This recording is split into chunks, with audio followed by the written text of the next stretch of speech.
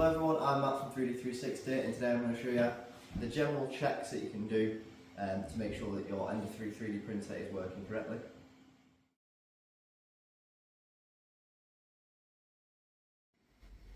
So what we're going to do first is a couple of different visual checks just to make sure that the printer is working as it should. So the first thing we're going to do is just check the wiring. Now we want to check all the wires, so all your limit switches and your motors on each of your axes, just make sure that they're plugged in all the way with the little white connectors. Check that your screen is plugged in all the way at the back, and then also just check that your XT60 is, which is the big yellow plug, just make sure that's plugged in as well, because that can sometimes cause some issues with the power supply, and the last thing you want is to short your printer out.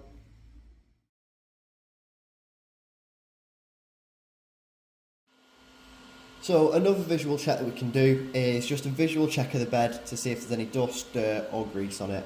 And you can see with this bed, you can see a lot of grease. So I don't think prints will stick to that.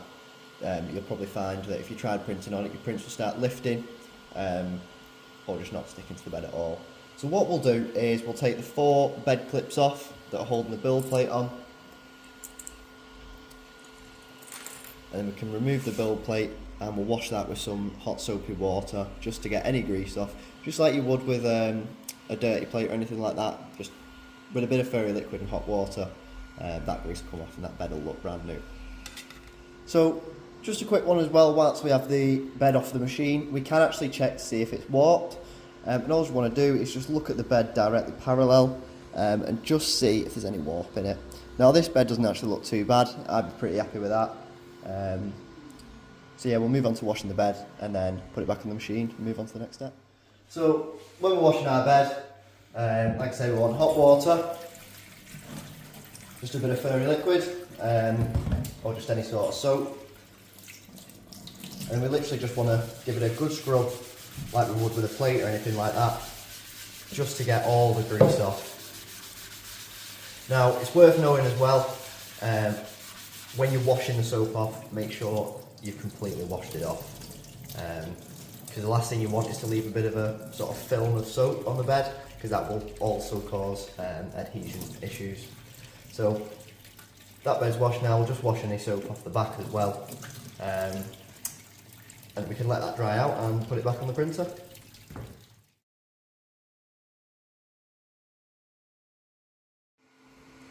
So another check that we can do is check for playing the pom wheels. So we'll start with the bed, so just grab the bed either side like that and just give it a wobble, and you can see there's quite a lot of play. Obviously we don't want that because the movement needs to be as smooth as possible on your printer. So that signifies to me, that play, that the pom wheels need adjusting.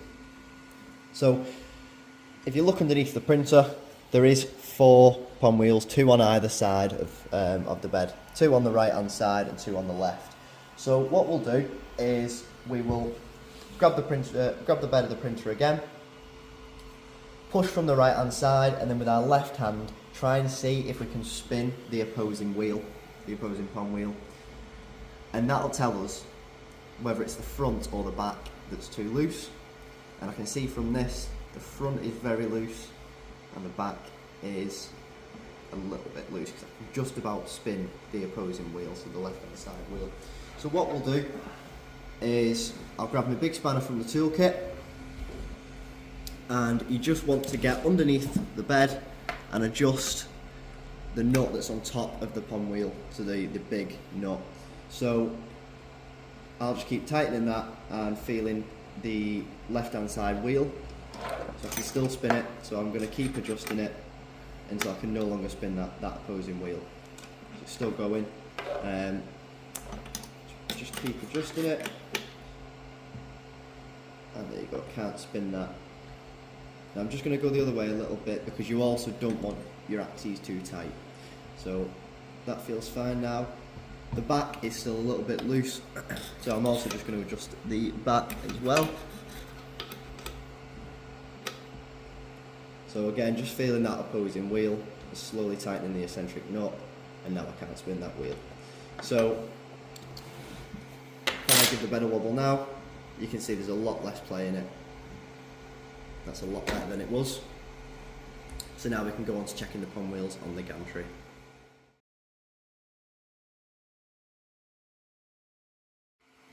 So what we can do now is we can check for play on the pon wheels in the x-axis. So all we want to do is just grab the hot end and give it a bit of a wobble. Now you will obviously get a bit of play from the hot end cover, but what we're really looking for is any play in the carriage. So we can see from that there's no play, but if I actually move the print head, there's a lot of resistance. So I think these pon wheels might actually be too tight. Now, on this axis, the adjustment is underneath. There's only one eccentric nut for this. So what we want to do is again get our big spanner, and it's just the same as it was with the bed. Just loosen off the eccentric nut behind that pon wheel. So just feeling for play whilst I'm doing that. So I actually think that's getting tighter, so I'm going to go the other way, because pon wheels, the eccentric nuts on the pon wheels can be adjusted in both directions, because it's basically just an offset hole on a nut. So still needs a bit more yet. So I've adjusted it a bit too far there, so I'm just going to bring it back a little bit. So there's actually a bit of play in that now, so I'm going to continue tightening. So there's no play, but there's a lot less resistance than there was at the start.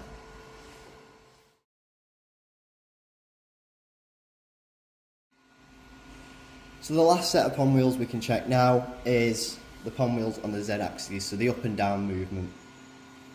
So on the z-axis there is 3 pon wheels on the right hand side and 3 pon wheels on the left hand side as well.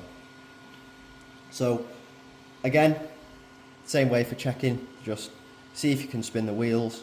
So I can on this right hand side. So what I'm going to do is just move my hot end out of the way, and then big spanner to adjust that eccentric nut until I can't spin them wheels anymore. So that feels about right to me. So I'm just going to check the left as well, so that's a little bit loose, so I'm just going to tighten that a tiny bit more. So that's feeling about right now. And again, the axis still moves smooth as well.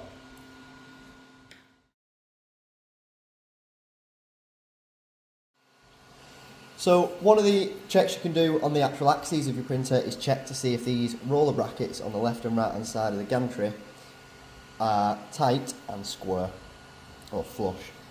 So what you want to do is hold the left hand side of your gantry and then just move the right hand side to see if there's any play in between the 20x20 extrusion and the roller bracket there, and you can see that there's absolutely nothing. So we know that the 2 bolts holding that bracket on are definitely tight. With this one, it's a little bit different. We just need to try and move it, but we can't move that at all, so we know that's tight as well. And then just another one on the checks you can do. You would have done this whilst you were building the printer, but it's always good just to check, is just check to make sure that the brackets are nice and flush against the extrusion.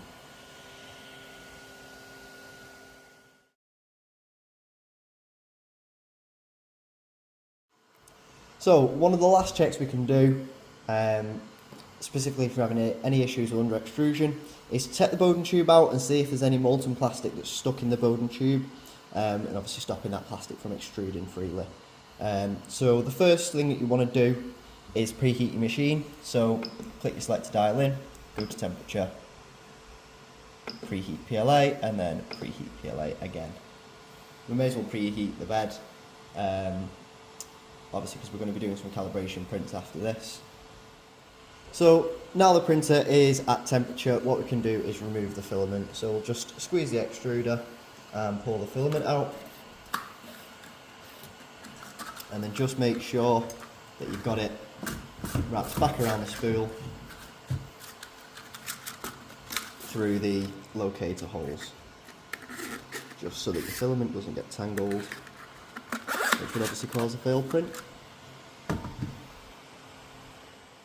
So The next step now for checking the end of the Bowden tube is pull the little blue C-clip off of the pneumatic fitting on the hot end, so the little clip there.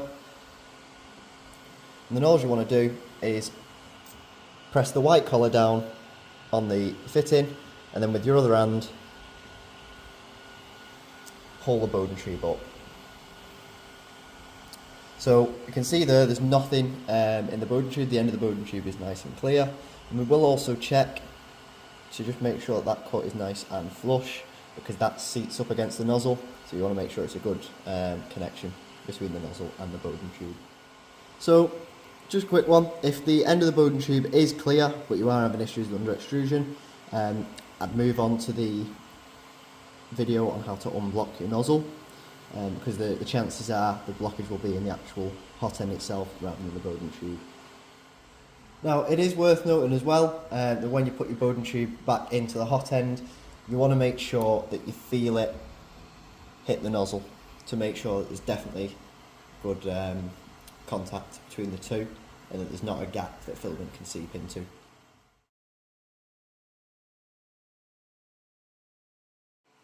So it is worth knowing as well, if you're still getting under extrusion after checking that the Bowden tube's clear and that there's no blockage in the hot end, it can happen with the actual extruder itself, more specifically this arm. So it can happen if the arm's loose. Now that one's alright, there's a little bit of play in it, but you do want a little bit of play so that you can still release it really easily. But they can actually crack, and that'll cause the tension to be released a little bit. And then there won't be enough tension to push filament through. So you can check that, you can check the crack by taking the arm off, by taking that spring out and undoing this bolt here. And if you look underneath the arm, on this one that I've got here, sometimes a crack can form just there, around this bolt hole here. So you just want to check that and make sure there's no cracks in there.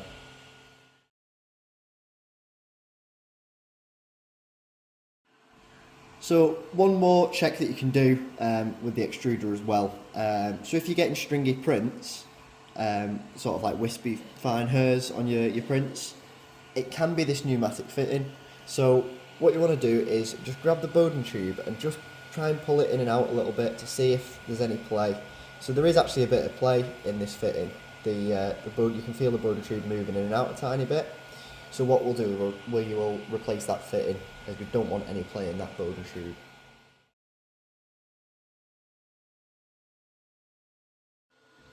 So another thing you can check with the movement of the printer is the tension of the belts. Now both the y-axis, so the bed, and the x-axis print head are driven by belts. So we need to make sure that these aren't too loose but also aren't too tight, as being too loose, your prints won't be dimensionally accurate, or too tight, it'll put too much stress on the motors and potentially damage some of the motors on your machine. So to check the tension of our belts, what we would do is print a calibration cube, but before I show you how to do that, it's worth just visually checking the belts first, just to make sure that they're not too tight, because like I say, if they're too tight they can cause stress on the motors, and that's not what we want to do. So we just check the Y belt here, just by pressing down on it, so that's not too tight, I can still move it. And then same with the X belt, I'll just grab it at the bottom here, that's not overly tight as well, there's still a lot of movement in that. So I think we're good to print the calibration cube. So to actually print your calibration cube, what you want to do is click your selector wheel in, scroll down to print from card, again this might say print from media depending on the firmware, and then you want to find 3D360 XYZ calibration cube, which is that one there, and print that. Now if you haven't got this file, there's plenty of different calibration cubes online that you can find. The idea of a calibration cube just is that we already know the sizes that it's meant to be, measure the size it comes out at, and then obviously we can go from there with it. So it doesn't matter if you use a different cube. So our calibration cube is just printed, so what I'm going to do is grab a set of vernier calipers so that I can measure the cube, and I'm just going to measure each axis. So if we start with Y, we'll measure that, and you can see that's bang on 20, so that's perfect, that's exactly how we want it. It's within the 0.1 tolerance of engineering. So now what we're going to do is measure X, So you can see that X is actually 19.19, so it's a lot shorter than it should be, and that'll be because the belt is loose and the motor is actually picking up the slack on the belt before moving the print head. So we'll just have to tighten the X belt, and we will also check Z just for any binding in Z, but you can see the Z axis is 19.98, so that's perfectly fine. So as we saw on our calibration cube then, our X axis needs tensioning. So what we're going to need for that is we're going to need the second biggest Allen key in the toolkit and our nozzle spanner. Now the reason for needing the nozzle spanner is we're going to use it as a bit of a spacer between the belt tensioner and the frame, so that it sets a good gap and obviously sets the tension. So I'll just start by loosening off the tensioner with the Allen key. Now you only have to loosen these a little bit because the tensioner is on T-nuts, so it becomes loose quite quick.